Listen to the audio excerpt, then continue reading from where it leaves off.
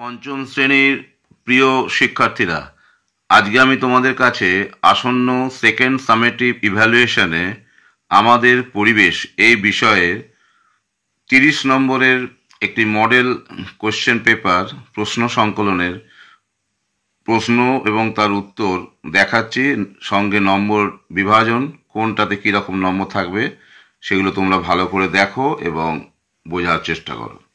প্রথমে দেখো, এখানে 1 নম্বর প্রশ্নে অবজেক্টিভ অতি সংক্ষিপ্ত প্রশ্ন, এক কথায় উত্তর দাও। 6টা প্রশ্ন দিয়েছে, 1 × 6। 6টা প্রশ্ন দেখো কী কী দিয়েছে।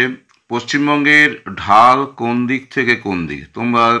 তোমরা নিশ্চয়ই জানো যে উত্তরবঙ্গের ঢাল উত্তর থেকে দক্ষিণে এবং দক্ষিণবঙ্গে পশ্চিম থেকে পূর্বে। সেই জন্যই যে সমস্ত নদীগুলো আছে উত্তরবঙ্গের, যেমন ধরো মহানন্দা, জলঢাকা, এগুলো উত্তর থেকে দক্ষিণের দিকে আসছে। আবার মালভূমি অঞ্চল থেকে ঢাল পশ্চিম থেকে পূর্বের দিকে বলে দামোদর সহ ময়ূরাক্ষী এই সমস্ত নদীগুলো মালভূমি অঞ্চল থেকে বয়ে এসে গঙ্গা নদীতে পড়েছে, মানে ভাগীরথী হুগলি নদীতে পড়েছে। সুতরাং ঢাল হচ্ছে উত্তর থেকে দক্ষিণ, পশ্চিম থেকে পূর্ব। বাঁকুড়া জেলার পশ্চিম থেকে পূর্বে কোন নদী বয়ে গেছে? দ্বারকেশ্বর নদ। গঙ্গা নদীর উৎসস্থলের নাম কি? তোমরা নিশ্চয়ই জানো যে গঙ্গোত্রী হিমবাহর গোমুখ গুহা থেকে গঙ্গা নদীর সৃষ্টি হয়েছে। সভ্যতা কাকে বলে? তোমরা কি বলবে? সভ্য মানুষের নানান কাজকর্মকে একত্রে সভ্যতা বলে। তোমরা টেক্সট বইটা ভালো করে দেখো, দেখলে উত্তরটা পেয়ে যাবে। নেক্সট কি বলেছে? সুন্দরবনের ম্যানগ্রোভ অরণ্যে কোন কোন গাছ পাওয়া যায়? তোমরা টেক্সট বই দেবে, অনেক রকম গাছ আছে, তবু আমি এখানে লিখে দিচ্ছি: সুন্দরী, গরান, গেওয়া, হেতাল, গোলপাতা। চিত্তরঞ্জনে কিসের কারখানা আছে? তোমরা নিশ্চয়ই জানো যে রেল ইঞ্জিন কারখানার জন্য চিত্তরঞ্জন বিখ্যাত। এবার সঠিক উত্তর নির্বাচন করো। তোমাদের 4টে করে অপশান থাকবে, কারেক্টটা বেছে নিতে হবে। এখানে ধরো 4টে প্রশ্ন আছে 1 × 4। আগে তোমরা দেখলে 1 × 6, এবার দেখলে 1 × 4। কি বলেছে? পশ্চিমবঙ্গের সবচেয়ে উঁচু পর্বতশৃঙ্গ কোনটা? সান্দাকফু। এখানে 4টে অপশান আছে। সান্দাকফু। কুলিক পাখিরালয় অবস্থিত কোথায়? দেখো এখানে 4টে অপশান, তোমরা দেবে রায়গঞ্জ। উত্তরবঙ্গের একটি নদী কি? তোমরা নিশ্চয়ই জানো যে জলঢাকা একটা গুরুত্বপূর্ণ নদী, তাহলে জলঢাকা কারেক্ট অ্যান্সার। সীতাভোগ ও মিহিদানার জন্য বিখ্যাত কোন শহর? তোমরা নিশ্চয়ই জানো যে বর্ধমান। মিহিদানা ও সীতাভোগের জন্য বিখ্যাত, তাহলে বর্ধমানে টিক মারবে। তাহলে আশা করছি 4টে যে সঠিক উত্তর নির্বাচনের প্রশ্ন তোমরা 4টেই পারবে। এবার ধরো 3 নম্বর প্রশ্ন দিয়েছে শূন্যস্থান পূরণ করো।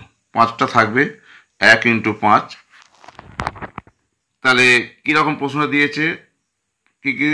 ধরো বলেছে গান্ধী বুড়ি নামে পরিচিত কে?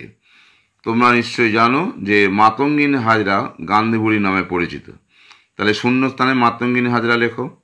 স্বাধীন ভারতের প্রথম প্রধানমন্ত্রী হলেন জওহরলাল নেহেরু, তোমরা এটা নিশ্চয়ই অবগত আছো। শিশু দিবস পালন করি, ক্ষয়ের প্রশ্ন, 14ই নভেম্বর। তারপরে ধরো ঘয়ের প্রশ্ন দিয়েছে আজাদ হিন্দ ফৌজ গঠন করেছিলেন কে? তোমরা খুব ভালোভাবে জানো, এটা তাহলে উত্তর হয়ে যাবে নেতাজি, তাই তো? তাহলে নেতাজি বা সুভাষচন্দ্র বোস।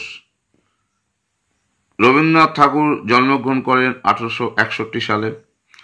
এবার অন্য ধরনের প্রশ্ন দেখো, স্তম্ভ মেলাও। এখানে দেখো 5টা প্রশ্ন দিয়েছে, বাম স্তম্ভে, ডান স্তম্ভ, এরকম 5টা উত্তর আছে। তোমাকে ঠিক করতে হবে যে বাম দিকের সঙ্গে ডান দিকের ম্যাচিং কীরকম। দেখো পেয়ারা, এখানে কোনটার সঙ্গে ম্যাচ করছে? তোমরা নিশ্চয়ই জানো বারুইপুর পেয়ারার শহর, তাহলে এখানে 3, 1-এর সঙ্গে 3-এর ম্যাচিং, সুতরাং পেয়ারা এখানে দেবে 3 নম্বর, অর্থাৎ ক অ্যারো দিয়ে 3 লিখতে পারো, অর্থাৎ 3-এর সঙ্গে ম্যাচ করছে। নিম পাতা, তোমরা জানো যে এটা একটা জৈব কীটনাশক, তাহলে 5 লিখবে, 5-এর সঙ্গে ম্যাচ করবে। তাপবিদ্যুতের জন্য কয়লা লাগে, তাহলে হচ্ছে 4। রেল ইঞ্জিন তৈরির কারখানা চিত্তরঞ্জনে আছে, তাহলে 1। আর মোরব্বার জন্য হচ্ছে সিউড়ি বিখ্যাত, সুতরাং 2। তাহলে এখানে তোমরা দেখলে 5টা আছে, 5 নম্বর, অর্থাৎ 1 × 5 স্তম্ভ মেলাও 5 নম্বর তোমরা পেয়ে গেলে।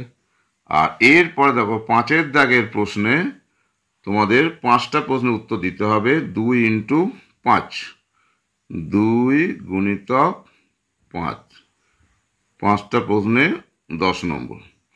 দেখো প্রশ্নগুলো কি কি ধরে নাও, কি কি দিয়েছে দেখো। বিরসা মুন্ডা ও তার সঙ্গীরা বনভূমিতে বসবাসের জন্য ইংরেজদের বিরুদ্ধে যে লড়াই করেছিলেন তার সংক্ষিপ্ত বর্ণনা দাও। এটা তোমরা টেক্সটে ভালো পড়লেই পেয়ে যাবেন। একইভাবে মনীষী কারা, বিদ্যাসাগর কেন স্মরণীয়, উনুন কি, কত রকমের উনুন হতে পারে তা উদাহরণ সহ লেখো। ধাপ চাষ কি, কোথায় হয়, আর নিত্যবহ নদী কাকে বলে উদাহরণ দাও। তোমরা নিশ্চয়ই জানো যে যে নদীতে সারা বছর জল থাকে সেগুলি হচ্ছে নিত্যবহ নদী। যেমন হচ্ছে গঙ্গা, এটা হচ্ছে বরফ গলা জলের নদী।